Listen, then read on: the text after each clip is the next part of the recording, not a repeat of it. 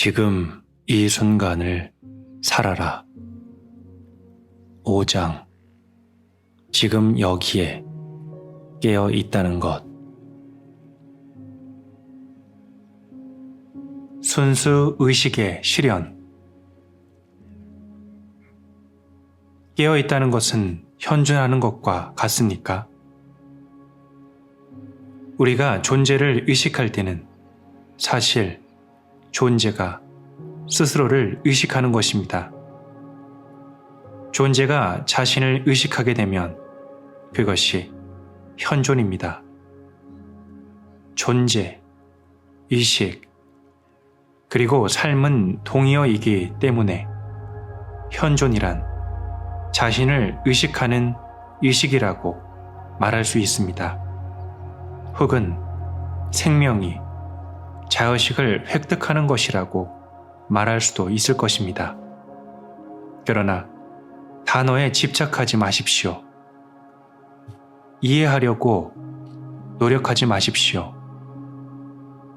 현존하기 전에는 아무것도 이해할 필요가 없습니다.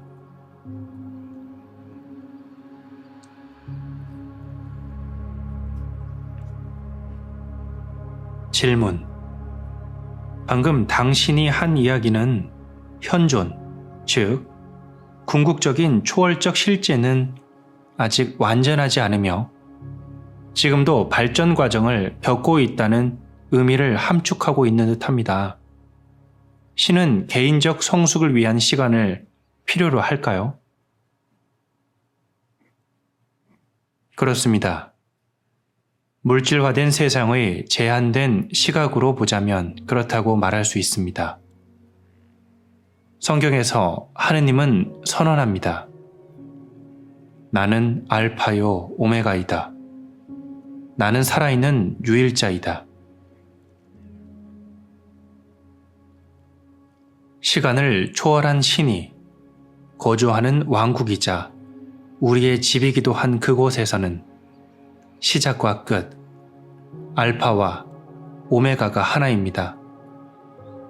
만물의 본질은 일찍이 인간의 마음으로는 결코 상상할 수도 이해할 수도 없는 온전하고 완벽한 상태로 물질화되지 않은 채 존재해 왔으며 영원히 존재할 것입니다.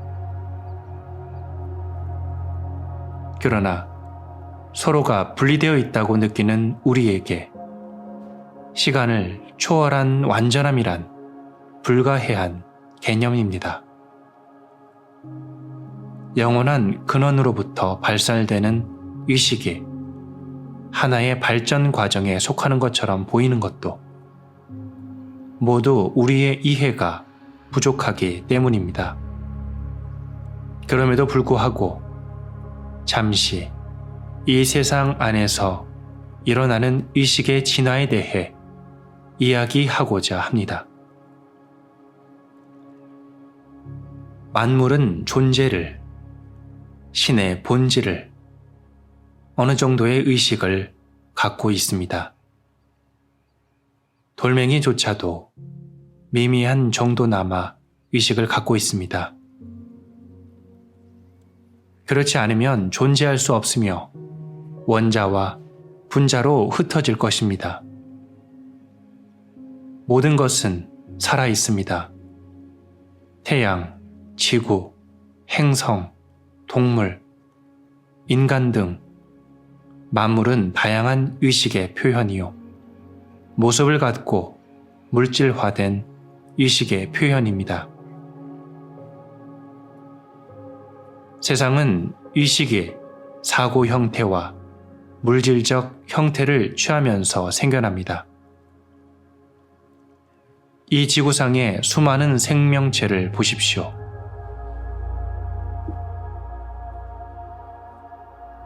바다 속에서, 땅 위에서, 대기 중에서 생명체가 오랜 세월 동안 되풀이해서 만들어지고 있습니다.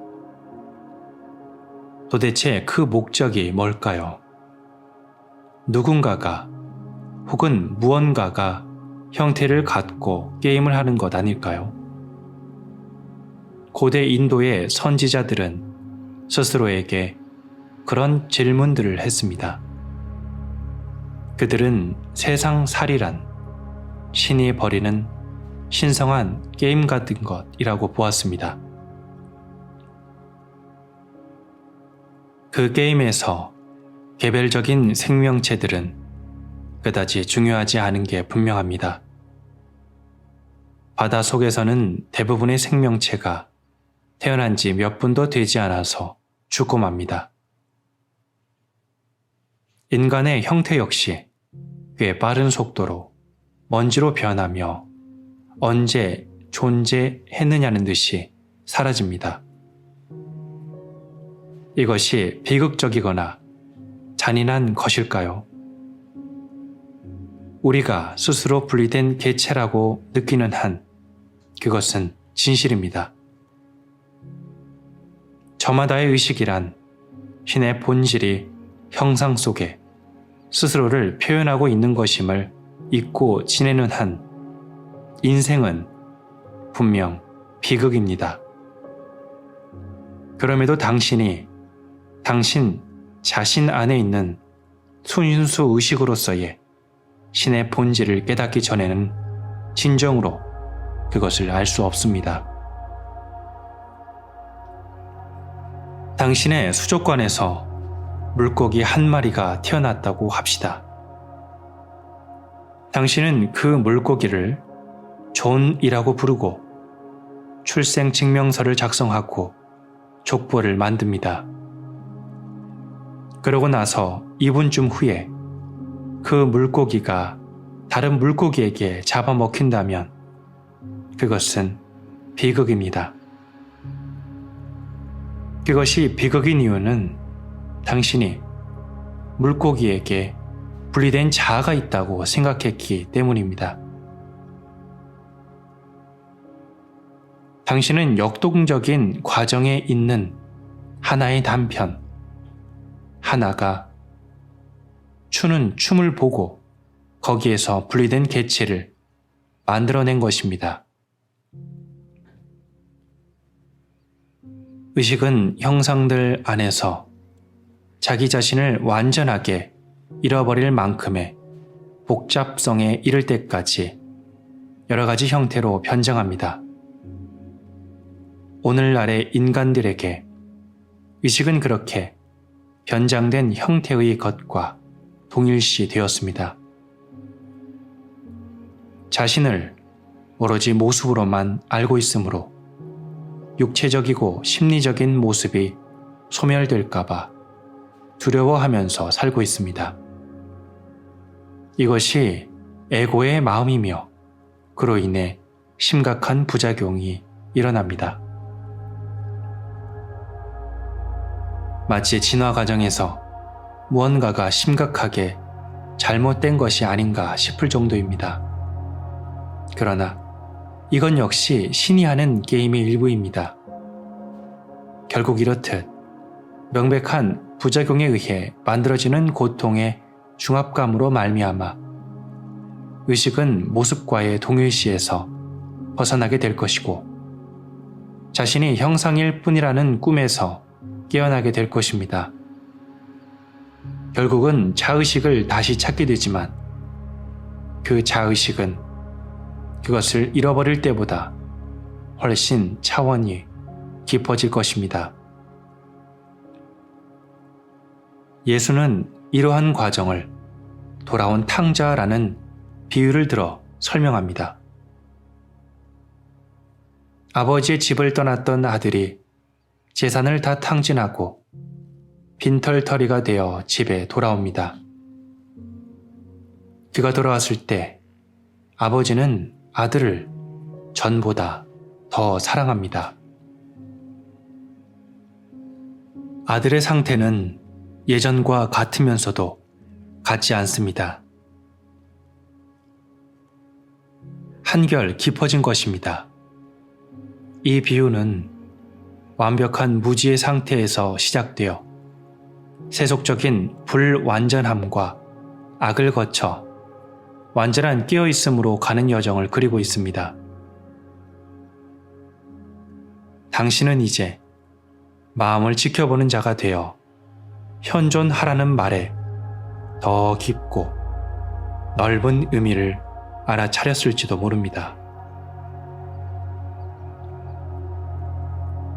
마음을 지켜볼 때마다 당신의 의식은 마음이 지어내는 형상으로부터 후퇴합니다. 그때 당신은 감시자나 목격자가 되는 것입니다.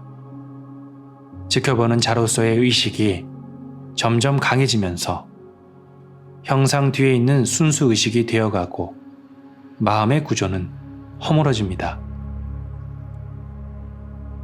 마음을 지켜보는 자가 되는 것에 대한 이야기는 사실 우주적인 의미를 담고 있습니다. 의식은 당신을 통해 눈에 보이는 모습을 자신과 동일시하던 환상에서 깨어나 형상으로부터 후퇴합니다. 이 과정은 언젠가 먼 미래에 연대기적인 시간이 정지할 것임을 예시하는 것이며 이미 그 사건의 일부를 보여주고 있는 것입니다. 그 사건은 바로 세상의 종말입니다.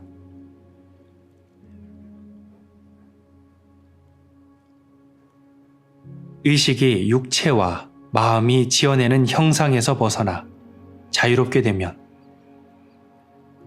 순수의식이나 깨어있는 의식 혹은 현존이 됩니다. 이런 일은 이미 몇몇 사람들에게서 일어났으며 머지않아 훨씬 많은 사람들에게도 일어날 것으로 보입니다. 대부분의 사람들은 여전히 마음을 자신과 동일시하고 마음에 의해 움직이는 에고에 사로잡혀 있습니다. 그런 사람들은 마음으로부터 벗어나 자유롭게 되지 않으면 조만간에 그것에 의해 멸망하게 될 것입니다.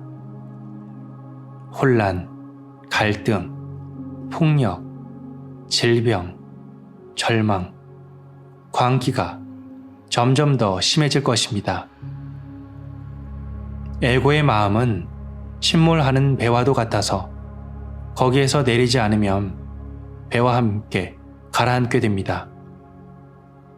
집단적인 에고는 이 지구상에 일찍이 없었던 가장 위험하고 파괴적인 실체입니다.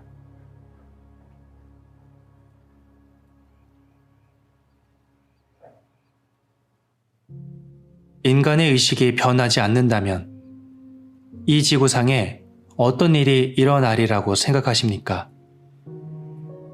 대부분의 사람들에게 있어서 쉴 수 있는 유일한 출구가 있다면 가끔씩 생각을 멈추고 그 아래에 있는 의식 차원으로 돌아가는 것입니다. 모든 사람들이 잠을 자면서 매일 그렇게 하고 있습니다. 어떤 사람들은 섹스, 알코올, 마약을 통해 과다한 마음의 활동을 진정시키기도 합니다. 대량으로 소비되고 있는 알코올, 안정제, 항우울제, 그리고 불법적인 약물이 없다면 어떻게 될까요? 마음의 광기는 지금보다 훨씬 더 두드러질 것입니다. 그런 약들을 빼앗아 버린다면 인류의 상당 부분이 자신과 다른 사람들에게 위험한 존재가 될 것입니다. 그러나 약물이란 사람을 단지 무기력 속에서 허우적거리게 할 뿐입니다. 그런 약들이 널리 확산되어 사용된다면 낡은 마음의 구조가 붕괴되는 일을, 그래서 더 높은 차원의 의식이 출현하는 것을 지연시킬 뿐입니다. 그런 약을 사용하는 사람들은 자기 마음에 의해 가해지는 나날의 고통으로부터 약간의 위안을 얻을 수는 있겠지만 생각을 넘어서서 생생하게 깨어있음으로써 진정 자유로워지는 길을 스스로 가로막고 있는 셈입니다. 먼 옛날 우리의 조상이나 동식물들처럼 마음 아래쪽에 있는 생각 이전의 의식 차원으로 떨어지는 것은 우리가 선택할 사항이 아닙니다. 되돌아가는 길은 없습니다. 인류가 살아남기 위해서는 다음 단계로 넘어가야만 합니다. 의식의 진화는 헤아릴 수 없이 많은 형태로 우주 전체에서 일어나고 있습니다. 그러니 우리 인간이 진화하지 않는다고 해도 우주적인 규모에서 보면 전혀 문제될 것이 없습니다. 의식 안에서는 전혀 잃을 것이 없으며 스스로를 다른 형태를 통해 표현하면 그뿐입니다. 그러나 내가 여기에서 이런 이야기를 하고 있고 여러분이 이 책을 읽고 있다는 바로 이 사실이 지구상의 새로운 의식의 발판이 마련되고 있다는 분명한 증거입니다. 이것은 개인적인 일이 아닙니다. 나는 여러분을 가르치고 있는 것이 아닙니다.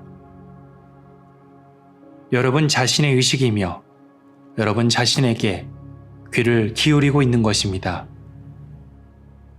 동양에는 스승과 제자가 함께 배움을 창조한다는 속담이 있습니다. 어떠한 경우이든 말 자체는 중요하지 않습니다. 말은 진리가 아니며 진리를 가리킬 뿐입니다. 내가 현존하면서 이야기하면 여러분은 현존 상태에서 나와 만나게 됩니다.